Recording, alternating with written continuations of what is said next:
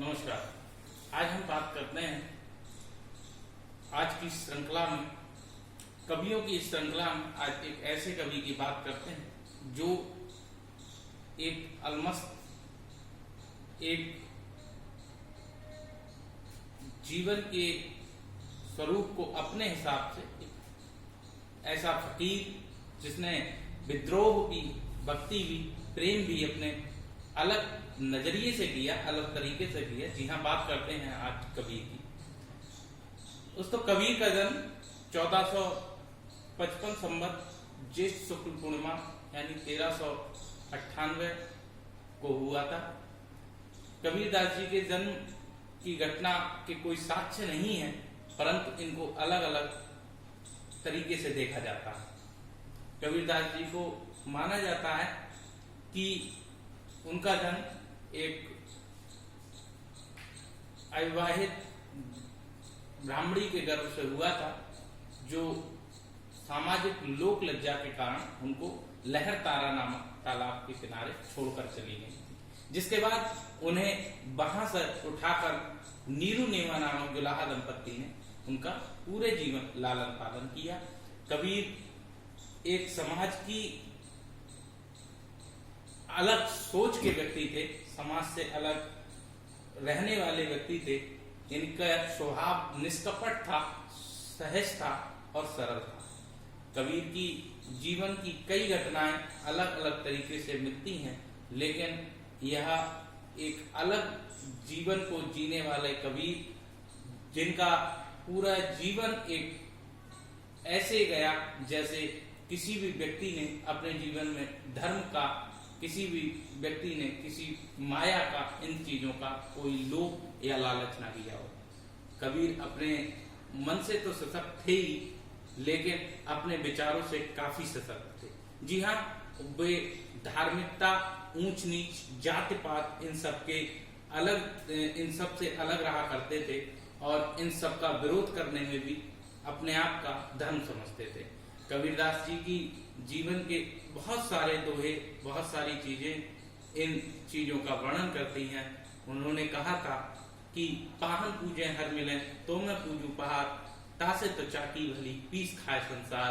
तो वहीं उन्होंने दूसरे धर्म को एक साफ आईना दिखाते हुए ये भी कहा कि काकर पाथर जोड़ के मस्जिद लई बनाए, टाचर मुल्ला बांधते का बैराग गाय। 40-45 साल के मुगल शासक काल को नवचेतना में जड़े हुए उस बैठे हुए साम्राज्य को, उस बैठी हुई जनता की धमक में भी कबीर कहीं ना कहीं ब्राह्मणों एवं पिछड़े दलों को आगे करने में नहीं चूकते थे।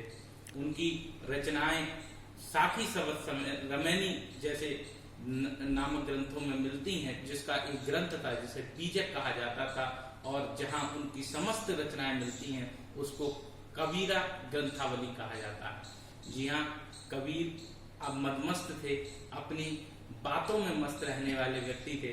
इसीलिए उन्होंने अपने जीवन में मृत्यु के क्षणों में भी एक अलग कहानी गढ़ कर गए।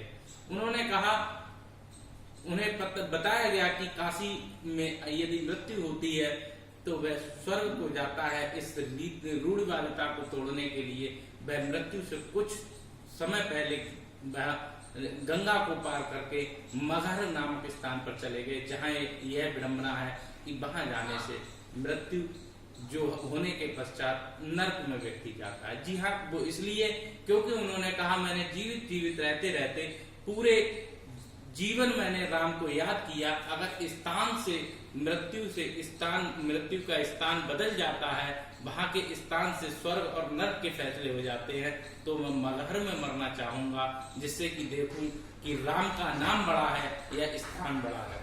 ऐसी सारी चीजें, बहुत चीजें हमें कबीर जैसे व्यक्ति सिखाकर जाते हैं।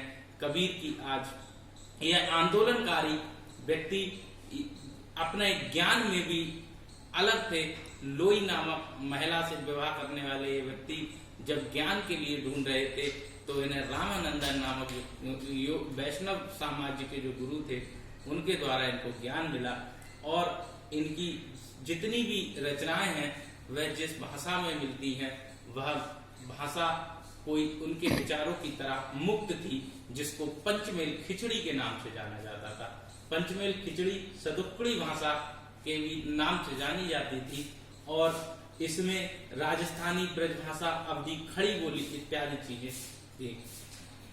ज्ञान और प्रकाश की बातें करने वाले कबीर माया के लिए एक बहुत बड़ा कीड़ा मानते थे, जिससे मनुष्य का कोई ना कोई हानि होने के अलावा कोई लाभ नहीं होता था।